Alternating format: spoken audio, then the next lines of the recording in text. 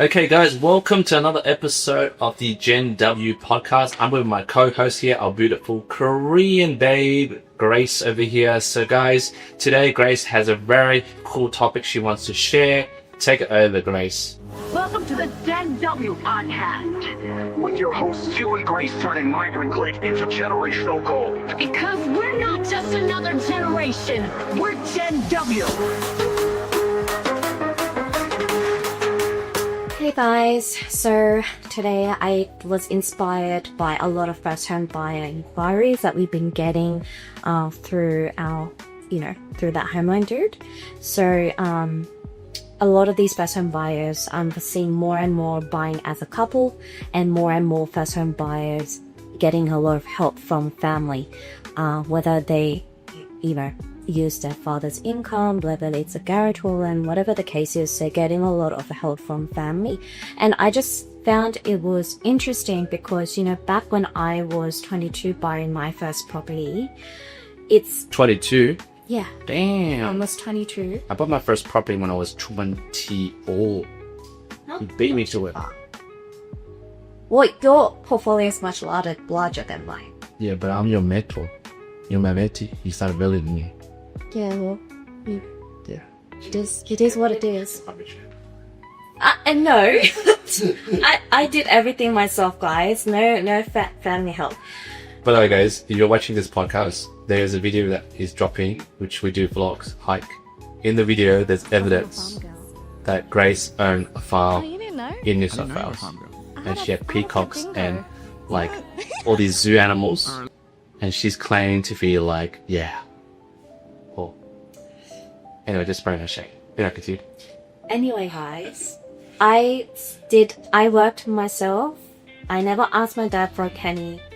And obviously I saved up the deposit. I bought my first property at 22, and that was possible back then. But I didn't get any help from my dad. And, with my small salary back then, I think I was even working casual jobs. I wasn't even working a full time. How many jobs did you do? I was just working one, but I was working really young, since 14. Wow. So I was studying and working, and I did go uni, guys. But yeah, so I was doing both. And yeah, so I bought my first property, and it was much easier, I think, back then than now, for sure. Because as I talk to these first-home buyers, they're getting more help. And a lot of them are buying with their partner because they need that combined income to obviously buy something decent, especially in New South Wales. Yeah, we've been seeing a lot of that. A lot of just first-time buyers are usually couples that buy 1 to 1.345 million. Yeah. It's not possible by single income. Exactly. So I was really inspired, and with this particular client, I think it's just because we really clicked, and our conversation really resonated with me, and so it sparked my interest. And so I started to research a bit more after this conversation with her, because she was complaining how it's really hard to date, and it's, in a way, it's a little unfair for her because she feels like, she's just trying to set herself up, she's trying to start early, she's trying to do all these things, she got a decent job, she studied, and then the fact that now she has to rely on having a serious partner to get into the market, to buy her first home to live in, that she's in New South Wales. She wasn't interested in the investment. She wanted one later, but yeah. But is she single or she's got a boyfriend? She's single. Oh, right. So she doesn't even have that choice. Yeah, that's why she started opening up to me. Because I asked her, do you have a partner that you possibly combined income? And that's how she started complaining. So she was saying, it's so hard to get into a serious relationship for one. And, she's only early 20s. All right. She's thinking buying a property with someone is a big step. It's a big commitment. Yeah, it definitely is. And in my opinion, I feel like, you're basically married because you're financially tied together. You have big responsibilities, and the life of the loan is 30 years. It's, you're pretty much locked down if you were to buy a property with someone. So yeah, it is a big thing. If you try to start young, like to buy property in this hub Yeah. and needing that income to get into the market. So that's where I got the inspiration for the topic today. So after that conversation, I started researching a bit more because I thought it was really interesting and I really wanted Q's opinion on this because, you know, with 15 years of mortgage insurance and, you know, divorce rates are increasing all over the world. And, you know, Q has been in his marriage for a really long time. How long has it been? Let me look at my ring and engrave it. So we are gonna. This is why my wife engraved it in the ring. 14th of December 2013. Since we got married. So 12 years. Yeah. And yeah. That's 2025. So I would say that's pretty successful, right? And we dated for 3 years before we got married. So we've known each other for 15 years. Yeah.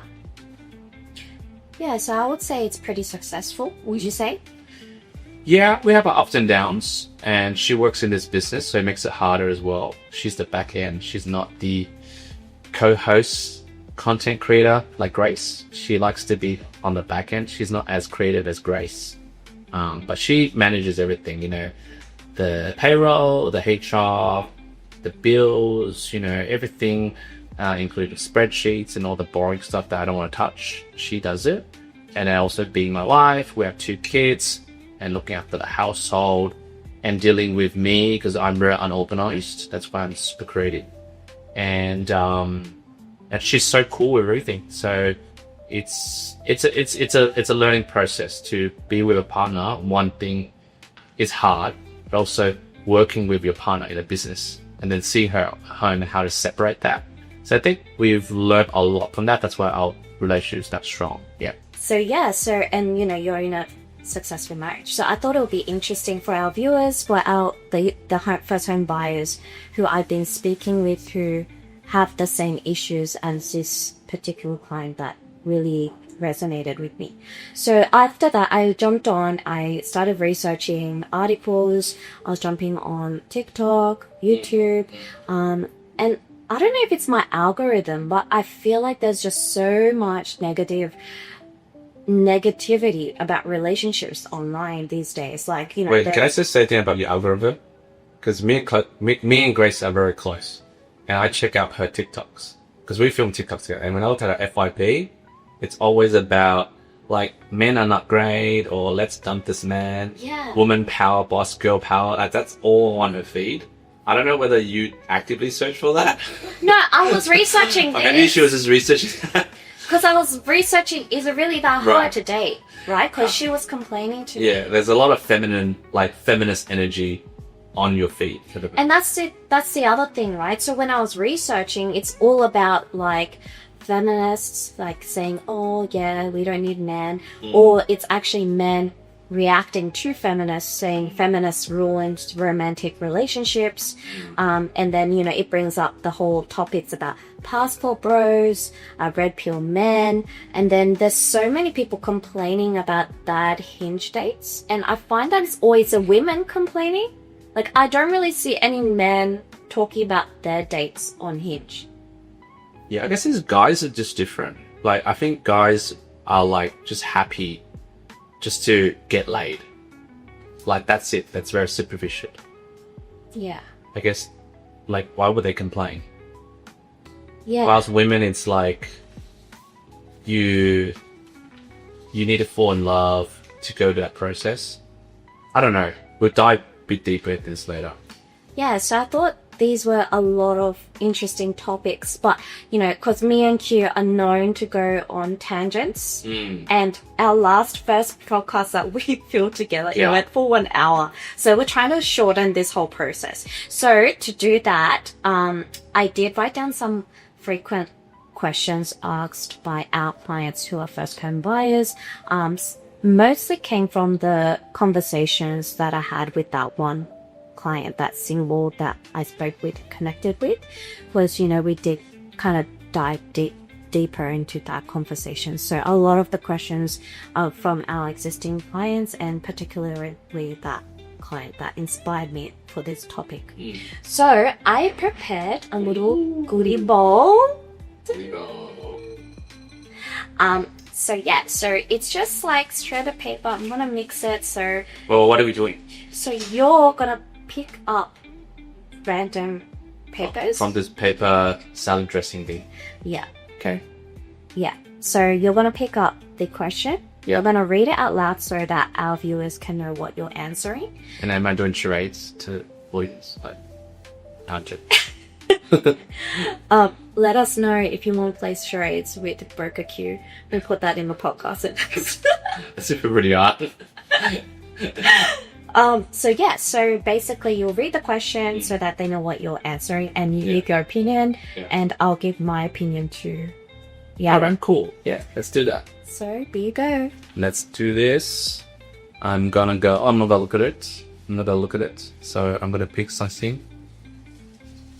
And then, this is the big one. Yeah. Ooh. Okay. What's to say? It's like a fortune cookie. Confucius once said, no, I'm joking. Okay, so it says here, how do you think serviceability will affect first home buyers? Will this push more people to buy into a relationship? Or do you think that they should wait until their single income is enough to settle a home loan and wait for the right partner? There's a lot of questions in this question.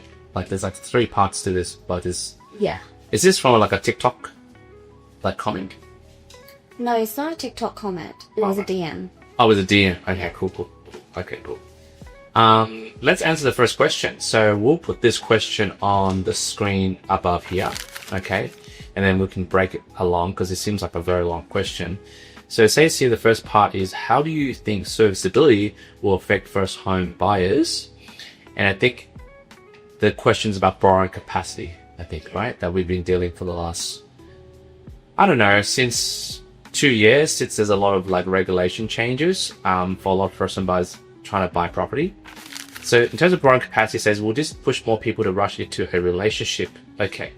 So I feel like in terms of this question, there are a lot of clients like your client. She's on what? Like $80,000 and she's single. She doesn't really have a punch and she wants to buy it in New South Wales. Does she have like a property price? Well, she just doesn't. She's not picky, but like, even does she make a house or unit, or she doesn't really care? She just wants a place that's not too far from her work. Where's her work? In the city. Okay, good luck with that. Like I think she's okay to drive 40 minutes, but the issue is the price is like at least $600K for a 1-bedder, right? Yeah. So with $80,000, it's really hard to get a property at say 95%. Especially, I'm sure she has HEX, right? No. Oh no, No debts. Okay, and her parents are giving her 100 Gs. Okay, so bank and mum and dad are giving her 100 Gs. So when I did the so what do you get? I think from memory it was 445K property. 440K property, not even because her loan amount was like 350 or 350 plus the 100K that her. Oh no, so 350 plus 100 Gs. So she gets stamp duty exemption, but. Yeah, I mean, like, obviously for her, she's not gonna go on like Tinder and Hinge just to find a date. To then go, oh, on your first day, hey, do you want to be my co-borrower? They're like, of course not. WTF. Yeah, of course not. But she was saying that she was trying to date, and obviously she's not in touch with people from high school. And if she wanted to date them, she would have, right? Yeah. And then uni, it's more like focusing on work. And how is she? She's in her early 20s, right? I think early mid-20s. I didn't ask specifically what her age was, but from what she sounded like and what she just started her new job, finished uni, I presume it's early 20s, mid-20s. Yeah, I mean, like, the question also said, do you think they should wait or wait until they're single enough to service home loan? I always say to people is borrow what you can afford right now and buy what you can afford right now rather than waiting. Because the thing is, when you say you're on Tinder or Hinge or however the youngest date these days, like it's very different because I'm old school. Usually you go up to someone and then ask them for a date, but nowadays it's like all digital and there's a lot of choices. So when there's a lot of choices, decision paralysis where, okay, the first date was great, but hey, it's so easy to get another date. Yeah. Whilst back then, you know, you go out and ask a girl for a number, she might reject you. There's a fear of rejection and stuff like that. So that's one of the things I wanted to comment about was I feel like dating apps definitely made it so much easier. And there's not so much exclusivity anymore because... Yeah, everyone has access to the same girl. And it's not just that, it's like, let's say there's two people that match. It's like, they both know that they're speaking to other people. So like, well, why do I need to put so much investment on this relationship? Yeah. Whereas if you were to approach one by one, your pool is much smaller.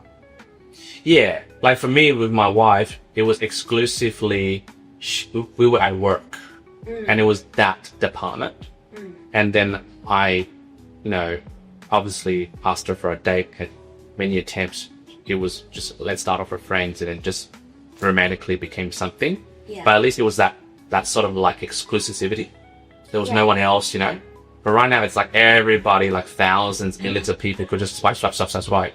And then you have all these statistics and you have 50 matches and you date one person, which is good. You're like, oh, maybe let's try the second one, third one. And you're like, shit, I have all these decisions. Yeah. Yeah. And then I think it's also social media played a big role because it's just you're just so exposed to so many different people out there. And then also it's so easy to slide in the DMs. Yeah. And then these days, like, you know, people, well, I always tell you, because I'm very conservative. So when you tell me like, oh, my mate hooked up and then first night, you know, they just banged and like, I feel like that is like the norm these days. Yeah. There's a lot of TikTok videos I saw where they're like, oh, the new dating, that podcast. Remember the podcast that we saw glimpses of? How they're saying that the stages of you know, moving up the, where, you know, you match first day or second date, you just bang, just and you're drunk or something. Yeah, you just get a feel of each other, and then that's when you start to having like actual conversations sober. That's like the last step. Yeah. And they're like, oh, it's too intimate. And it becomes too intimate, but you gave the dude a blowjob on your first date kind of thing. Yeah. Or you went down on the girl kind of thing. And if that's sort of, like that. Is that really how it is now? I don't know. I'm out of the game for like 15, 17 years. Yeah. Alright. So I don't know about you, Grace. You're still single. Oh, but I've But been you're single still- for a long time. You still like, I think Grace is like old school, but still in the new generation of dating. So she's like look, you're a pretty girl, so she has a lot of offers, but I think she filters them like really, like it has to be really good quality before someone gets your number. Pretty thorough. Like if someone just approached me on the street and asked, I wouldn't give it. Like I'll be like, who are you? Where did you come from? Like Yeah. I'll be a little bit freaked out, which is sad because that was one of the TikTok videos that came up. Was, oh, guys, the girls are complaining that guys don't ask for girls' numbers, but then we're scared now to approach them because feminists are like, you know, making them feel they can't approach women anymore because they're scared that they're going to get judged. Yeah. But before we tangent, the question is, I was saying, like, even if they were to swipe and find the right person, that is like not all those red flags that we talked about. It still takes about 2 to 3 years to get to know the person, to really establish a relationship where you're comfortable talking about money, and then joining assets. Yeah. So for this girl over here, this young first home buyer, if she's 22, it just means she has to wait until she's like 25, 26 to then buy her first property. Which we can't give financial advice, but our 2 cents is, you know, if you could buy a $450,000 property today by yourself, right? Instead of waiting 6 years later or 4 years later. Yeah. Because you could, the property that you decide not to buy today, say 4 years later, that property would have went up by like $200,000. Yeah. So it's better just to buy, not financial, buy today, what you can afford. And then in 4 years' time, when you meet the right man and they're in a relationship, you can always sell that property. Yes, I did suggest her to buy it as an investment. But then she loses her stamp duty exemption. So that's something they have to weigh up against. Yeah. So I would say not financial advice if you can afford it now, rather than waiting for your income to increase, unless you know you have a promotion coming up and you're like on she's on 80k and then they'll offer her 120 or something. But I have a question. Where would you think that she could buy a decent place to live with 400? I would probably say like Maryland's onwards. So Maryland's is still that cheap, isn't it'll it? be an older one, like a one better. You gotta walk up the stairs. There's no lift, no gym, no nothing, and it's like an old crummy building. But would properties like that go up? It wouldn't go up like what I said, like by 200,000. But I've never seen property go backwards in if people think they're equal in this world. There are rare exceptions that has go backwards. That's if you bought a really broken down, big sinking fund, structurally incompatible property. But if you bought like a normal one, usually it will go up in the next 3 or 4 years, maybe 100k in Sydney. And there's immigration is still steadily coming through, so people need places to live. Yeah. So I think those are the factors that make people doubt your question. So, what if it doesn't increase and I bought the wrong property? Yeah. Yeah. But then look, but you were saying? Did we finish the question? I think that I answered the question pretty well. Like, if I'm on a single income, should I just wait? I'll say no financial advice. I wouldn't wait myself. Like, we didn't wait, right? Like, you bought it when you were 22. I bought it when I was 24. Imagine we waited for like when we found a partner. I would have been screwed because the prices would have went up. And I would have been stuck like her.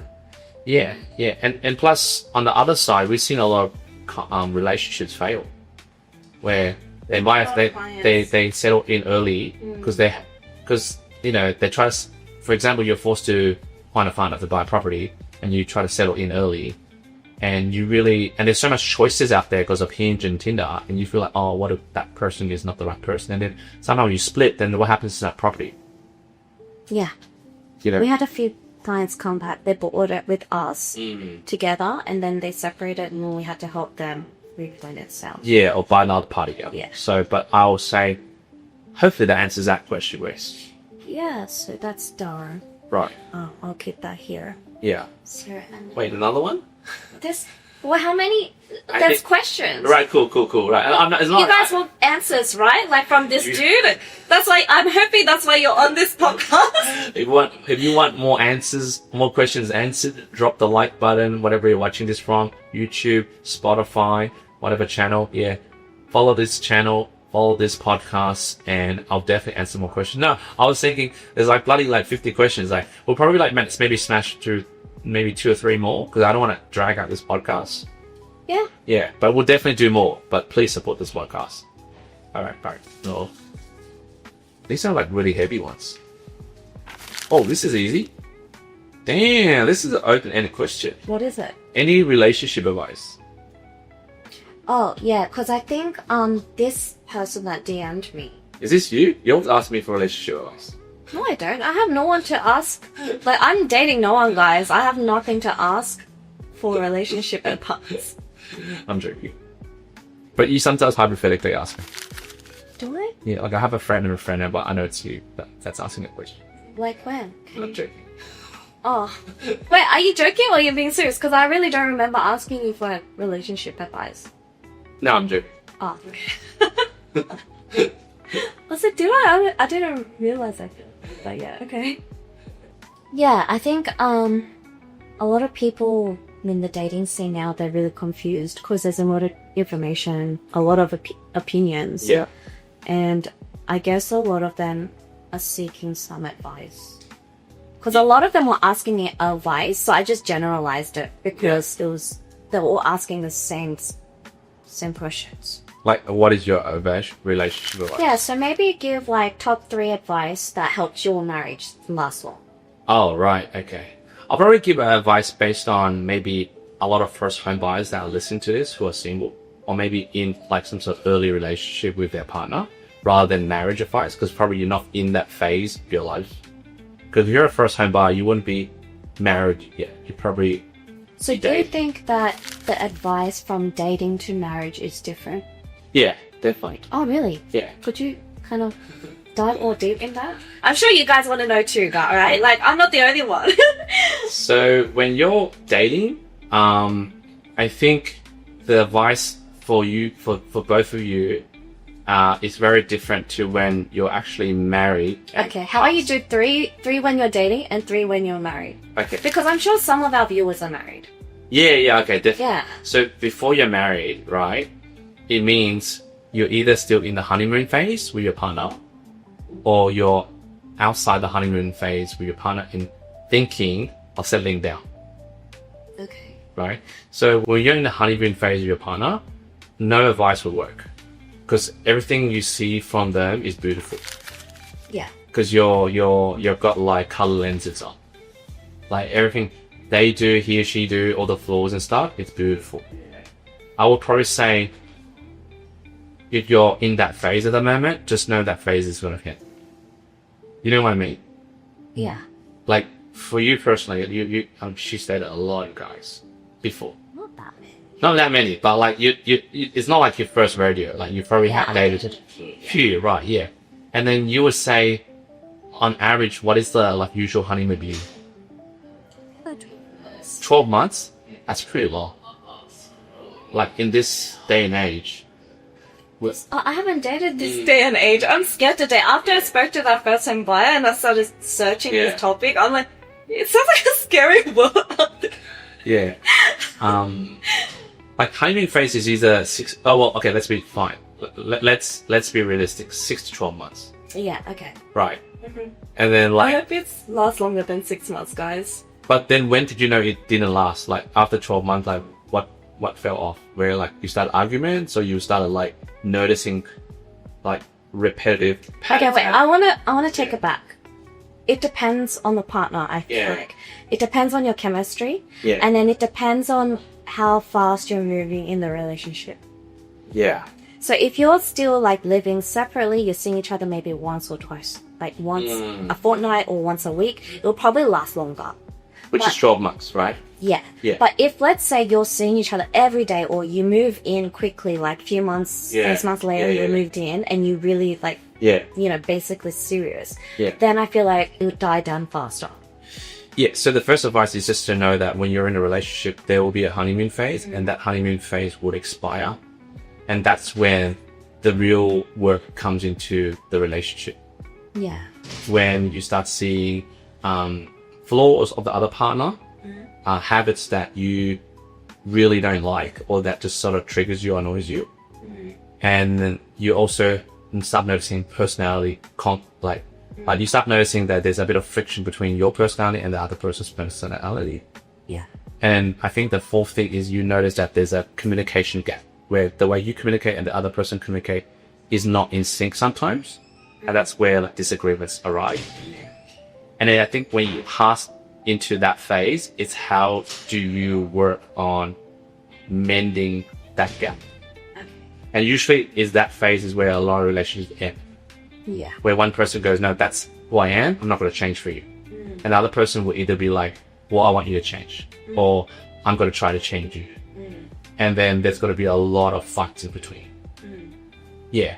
It's either vice versa, or it's either one person is very headstrong and wants to change, or what happens is the person tries to change the other person, the person tries to change, but it feels pressure to change.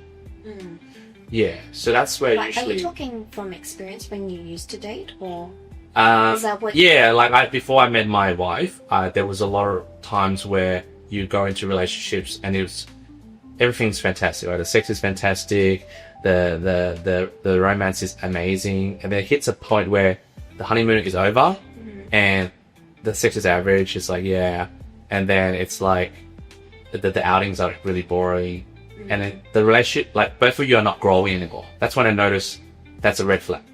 Yeah. Where you're not growing, you're not learning anything, and sometimes it's like they're calling you back as well. And then there's things that you talk about and the other person goes, no, I don't want to talk about it, or they ghost you, or there's a lot of things that happen that makes you not happy. So, bringing it back to the question. Yes. You were meant to give 3 advice for dating and marriage. So could you just give those 3? So the 3 advice for the dating people is, number 1, recognize when will your honeymoon phase expire. And if you don't know, just know it's around the corner. And knowing when it will expire will give you an idea that the relationship has a different season to it. Yeah. That's not always going to be roses and butterflies. Yeah.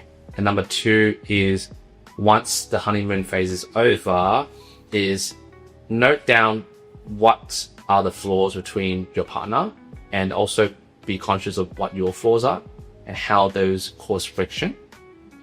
And sometimes you might not have solutions for that, but just be aware that it would exist after the honeymoon phase. And I think that my third advice is basically work on yourself and also encourage your partner to work on themselves, but not trying to change them. Yeah. Okay. And then the marriage? So marriage is a different ball game, because once you get married, you're basically past the point of the honeymoon and then discovering all the flaws about each other. And usually, if you're successful in discovering how to handle each other's differences, that's when you decide to get married. But I feel like sometimes people skip that process. Like they're like madly in love and they're like, oh, let's just get married, babe, you know, kind of thing. Oh, like they rush the marriage? Yeah, they rush it before getting to know each other. Yeah, and then once they're married, and then that's the ones they find out. Yeah. And it's like, oh, wait, it's so hard to get divorced because I don't want to get divorced. You know what? I still remember this conversation I had with my friend, and he was telling me he was not happy in his marriage. He was telling me, oh, don't ever get married. Yeah. And I was like, what? Isn't that like happily ever after? And he was like, no. And I was like, why? Isn't it like weren't you guys living together before getting married? And he's like, yeah. And I was like, well, then what's the difference if you're living together and married? Isn't it just gonna be the same? And he said, no, it's so different. Is that true? Like living together while dating is not the same as when you're married and living together. I don't think there's a difference when you're living together in a de facto relationship and living together when you're married. The only is a difference is when you have kids. Yeah, once you have kids, things change. Like your partner's body will change for a period. Her focus will be in nesting, which is to look after the kid. There will be less attention on the man. So I watched a lot of videos online when I was doing this research, and yeah, a lot of men say that. Yeah. So is it like common for men to feel a type of way during this period? Yeah, because the thing is, for let's say if they've been like madly in love for that honeymoon period for 12 or even 2 years, and then they sort of like go to de facto where they live the ideal life where they're serious, they travel, they do all this stuff together, right? And then that's like say 3 or 4 years of history. And the minute the wife, her attention is only on a child and not you. You do feel there's a shift of focus. But as a male, like, doesn't your focus shift as well to the kid? Yeah, your focus does shift as well, Yeah. but it's just there's a difference. Yeah, in the relationship. Yeah. Okay. So and then where there's a difference for males, they either want to fix things or like get things back to where they were with the child. But when you have a child, it's very hard because like, number one, you know, it would feed irregularly, you'll cry at night, you both are really tired. And the partner, which is the female, would be very tired and a bit grumpy. And sometimes there might be like postnatal depression where she's not back to her old vibe. Yeah. And also for some males, like that their partner's body would have changed, they're on a lot of weight, or there's stretch marks. For me, I was okay with that, but some males who are really attached to, say for example, the trophy wife, or she looked that way, that's why I loved her, but now her body's changed. So with the trophy wife, do you think that they truly love that person? Because trophy wife is more of a status symbol in their eyes. It's not really like you're in love with that person. You just want that hot girlfriend. Yeah, I feel like they were in love with the the ideal of having such a beautiful wife or beautiful girlfriend. So that's not really a stable relationship. Yeah, but the thing is, Like, do those relationships last after having kids? it really depends how the man changed. But if the man's like, no, I dated someone that was looking like this, and now you look like this. But wouldn't they know that? Like, everyone knows that the belly gets a bit bigger. I don't think a lot of men know that. What? Yeah. No way. Well, You're carrying a human. How do you not know that your stomach's gonna get big? I think they know that, but then, well, there's one thing to know that and one thing reality. Right? So Yeah. I'm not speaking for all men, right? Yeah. I'm just saying, if you look at it, it does happen. And that's just one factor, it's not like many factors. So there's a lot of shift that's happened, that's changed. And then because of that, it's very different to dating or just being with your partner. Sorry guys, we tangented again. Yes, we can again. So that was number one advice for marriage, was it? There was a many advices in between that. I would say when you're married, right? Just summarize the I would say the summary is to know that there's a difference between before kids and after kids. I'm not encouraging not to have kids. I think kids are beautiful to have, but I think there will be a 1 or 2 years sort of sacrifice and a sort of like empathy for the woman that she's going through a tough time. Because a lot of men, they don't understand that. They just don't be empathetic. They just feel like, well, my needs have become important and I want you to fix it straight away kind of thing. I feel like with that, it's also communication though. If they're feeling that way and they had this discussion, I feel like it would have improved the relationship. Like, let's say if my partner said that to me, I'll be like, okay, let's have a conversation and then we can readjust the priorities of, because I watched a podcast where the guy said, no, my wife always comes first before the kids. And I feel like he established that value in their relationship before having kids. So I feel like they do prioritize that and they'll go, no, this is mommy and daddy's time. This is just our alone time. And then they teach the kids to respect that. And that's how they kept their relationship romantic still. But then you also had a friend that, you know, the partner really, after the friend had the kid, he was totally disinterested. Yeah. Like, there's also men like that too.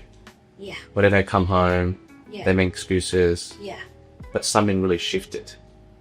But is that common in all men? Not all men, but like, there are. Men? It depends on like the men who, like I said, back to the men who chased the trophy girl. Trophy wife. The trophy girl. Where they just wanted that feeling of like she's the hottest girl, but then now she's So, girls, are you listening? Don't go for the man going for the trophy wife. But That is an advice from Broker Q. But the thing, it's hard though. Like for your friend, how could she spot that he wasn't that type of man? Because obviously when a guy's chasing a trophy wife, like even for girls who dress nice, like Gracie's like very good looking girl, right? You wouldn't say I'm a trophy girl, right? You just dress the way you dress. Yeah. But then, I don't think any girl is intentionally a trophy. Yeah. But the thing is, and the guy who's trying to date you, he wouldn't say, hey, you're a trophy wife, I'm gonna go after you, right? They obviously treat you, wine and dine you, tell you that they love you for whatever. But it's only, like, how do you even know that he's got that mentality? Oh, wow. Oh my god, this is like triggering the case of Fadan. If you guys are a big Fadan fan, Yeah. I've been talking about her legal case. Yeah. And it was something similar to this. So anyway, back to the questions. Are we doing one more? Yeah, we'll just do one more, but hopefully that is my relationship advice, which in one sense is very complicated. I'm not a relationship expert. I'm a mortgage broker. We're mortgage brokers. Yeah. But I would say that my final biggest advice is, before you jump into a mortgage with someone, is sort out your relationship and make sure it's stable. Yeah, because I think making a commitment as buying a property together is basically you guys are getting married. Yeah, and it can't be emotional. Like, it can't just be like, oh yeah, let's get married, we'll get a property together, da da da da, life will be amazing, like the Disney movie. That's very emotional. Yeah. Yeah, I would say, well, I know we'll go to another question. I would say, in order for you guys to buy a property together, you need to go into at least, for me personally, 3 big fights. Like, it could be a fight about something, and then you have to be able to resolve that fight. 3 big fights. Yeah, it has to be like 3 big, massive fights. If every fight you do, like, you can't even get over one fight. For example, you have a fight, and then you either just don't talk about it and just brush under the carpet kind of thing. That's not resolving it. That's just ignoring it. Like, oh yeah, we'll fight. Oh, don't worry about it. I'll take you on a holiday. You just don't talk about it. Or oh, don't talk about it today. That's not overcoming that fight. It's like really fighting about it and coming back and go, I heard you. This is my view. This is our view. And then trying to find a way to resolve it. And then doing a second time more of a different topic. And a third time. And I think that's when you know you're ready to be able to buy a property now. I don't entirely agree. I think 3 fights is too little. Oh wow, okay. So you need more. For me, I have to be with that person for a few years. It's not just 3 fights and then that's it. Yeah, like I'm not saying like small fights over like small things. Like it doesn't have to be huge. Like to the point where the relationship's about to break kind of thing. I think for me, it's about having that serious conversation about finances and actually managing finances together. Yeah. Because it is about finance. And, you know, I think it's important that you guys establish your values, how you spend your money, how you budget. And if you guys are comfortable doing that and you have experience doing that and you have that trust where no one's going to take advantage of each other's monies, I think that's a good place to start as well. Anyway, so last question. Last question for this podcast. So yeah, there's heaps of questions here. So if you guys still want to find out what other goodies are in this bowl for Q to answer, or if you guys have a different question and just pop it in the comments below, we're happy to do another podcast on it. So eat both. Okay, so one more question. And remember guys, before I read the next question, subscribe and follow this podcast, the Gen W podcast. You might be wondering, what is Gen W? Gen W stands for generational wealth, right? We have a lot of Gen Zs, Gen Alphas, you know, Gen X, Gen Y. I want you guys who are watching this podcast to be Gen Ws. Yeah. Pretty good spin, right? I thought about that. Yeah. I approved it. Yeah, she approved it. There was a couple options. there was some clear ones. Okay, what do you think about dating apps? Who asked us this in the DMs? Okay. What I think about dating apps?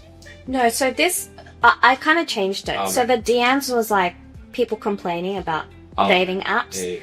Yeah. And I was like, okay, we'll just do the dating apps in general. Yeah, I have a confession here. I never used a dating app. I'm really dinosaur. It came after you got married, isn't it? No, it was still there. There was like Cupid or something. eHarmony. eHarmony shit. But you see the ads, it's got old people shit. You know, Yeah, you would think it's for old people. It's for old people shit.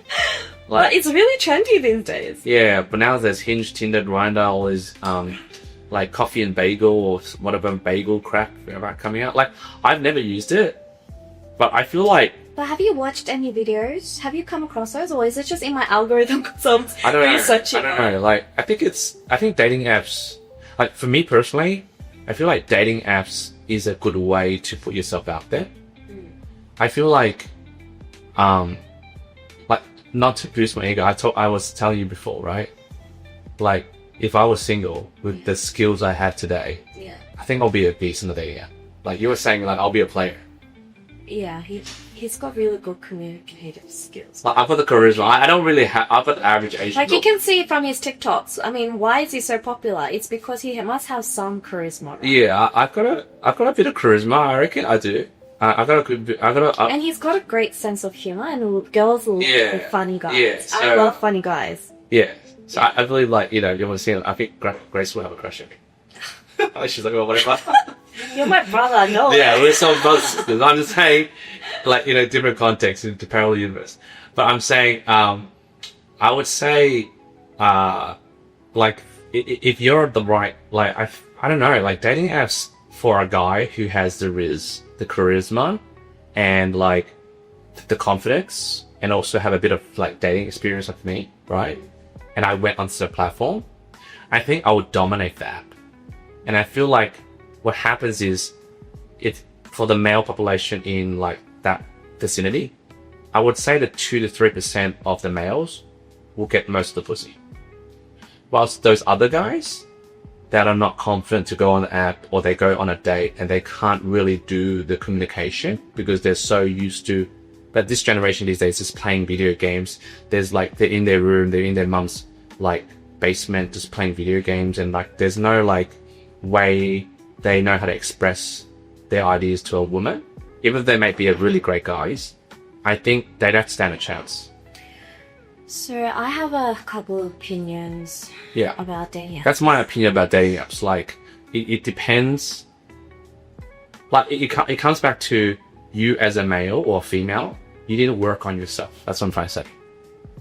So my opinion on dating apps, I have a lot of opinions, but I want to try and narrow this down to maybe 2 or 3. So first off is what we talked about, like the exposure and how it became more casual and not like exclusivity. So there's nothing special about going on dates and having that one-on-one chat with that person that you're supposed to be interested in. The other thing is, I feel like dating apps ruined the traditional way of dating. I personally, being a millennial, I miss traditional dating. Like, I haven't been dating, but you know, I would prefer a guy that I meet face to face than someone online. So I think that. And then the third thing is, so I have a quick question before I name the third one. Yeah. What is your opinion about girls paying? Because that was another big thing that came up when I was researching this topic, is a lot of guys want the girls to pay half. And then a lot of girls want the men to pay, and then it's like a whole big divide on the internet. I don't know, like, I'm very old school. Same.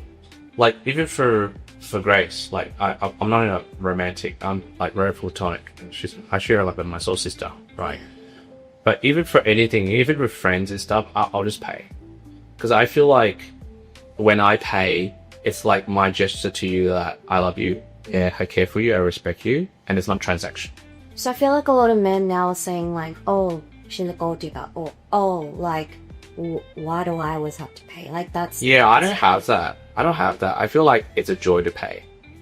Yeah, so do you feel like resentful towards women because you're always paying? Because I feel like the new generation, or whatever's being broadcasted online, is a lot of like backlash about men always having to pay. Yeah, well, I'm only speaking for myself. As an old school millennial, I don't feel any resentment at all. I love to pay. Like, for when I'm with a guy friend, I often to offer to pay whatever I play. Do you think it's an Asian thing? Maybe it's an Asian thing. I don't know. But even if my friend wants to pay, like, I'll let them pay. But for females, I'm a bit more biased. Like, I'll pay. Like, I feel like when I'm out with a lady, it is romantic. Obviously, for romantic, like, definitely I'll pay. But if it's platonic or when we're going out, even if it's not work related with you, I'll just pay because I feel like I want to show you that, in this day, in this food, like, I'm happy to pay. There's no resentment. I feel like it's a joy. Like, what's the point of making money and putting in your bank account and you can't express it? So that's what shocked me when I saw this divide of like, oh, women should pay half, or why are men paying first date, or whatever, like whatever's out there in my algorithm. I was shocked because, you know, I haven't been dating in a long time, right? And then things have shifted though. Like, guys are like more transactional these days. Yeah, it's... Maybe the cost of living as well. So that's the other thing I wanted to... Because, you know, obviously, like, we're running a successful brokerage.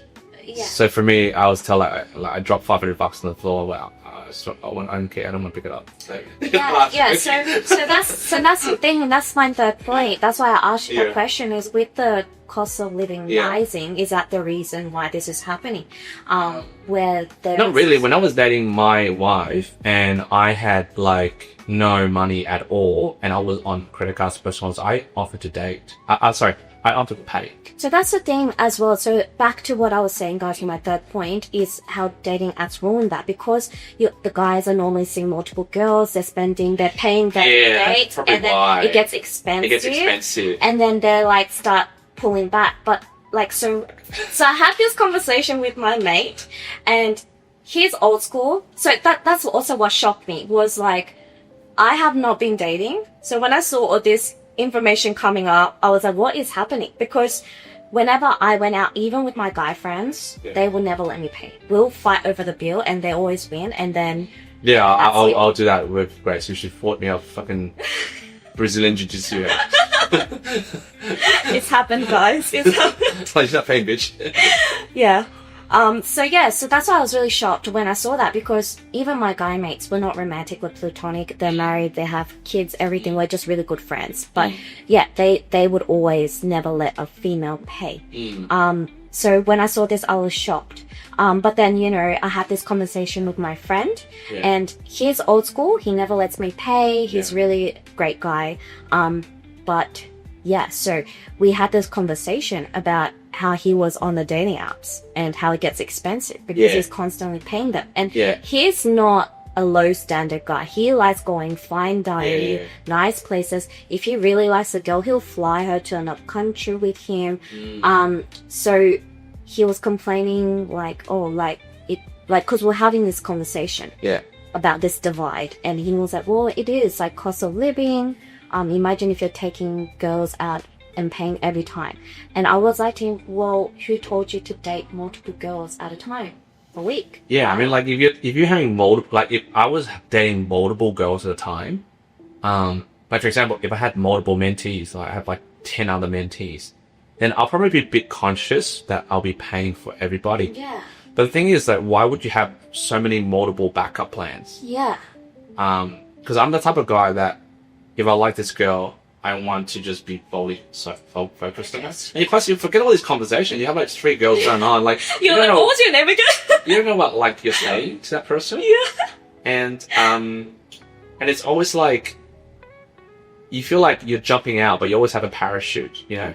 Yeah. So I feel like that's probably part of the reason. Like, you know, correct me if I'm wrong, guys, but I feel like, you know, if these dating apps, you're seeing multiple people, and as a guy, if you were to pay for all those dates, it would get expensive, and the cost of living is increasing. So I imagine that's also affecting romance in terms of dating nowadays. And then the fact that your attention is already split to few girls or whatever, and then you're spending money with multiple girls, I think that's also playing a big factor in dating apps. Yeah, I think dating apps do offer like the easy exit plan, but I don't blame dating apps. I just think it speeds up the problem for like makes the problem like bigger. But the problem was always there even before the dating apps. You know, as millennials, there was no dating apps before the dating apps. You still have guys having 3 or 4 backup burners, phones, just like change different girls. You know what I mean? But it's a smaller scale though. Yeah, and then I think it's like the pool's smaller, so you tend to have more funds for less people, and I think because it takes a lot of balls to approach some. Your pool definitely is much smaller, and you tend to try to nurture that relationship, that the number that you did get. Yeah. So I would probably say, in summary, dating apps are good if you have the self-development.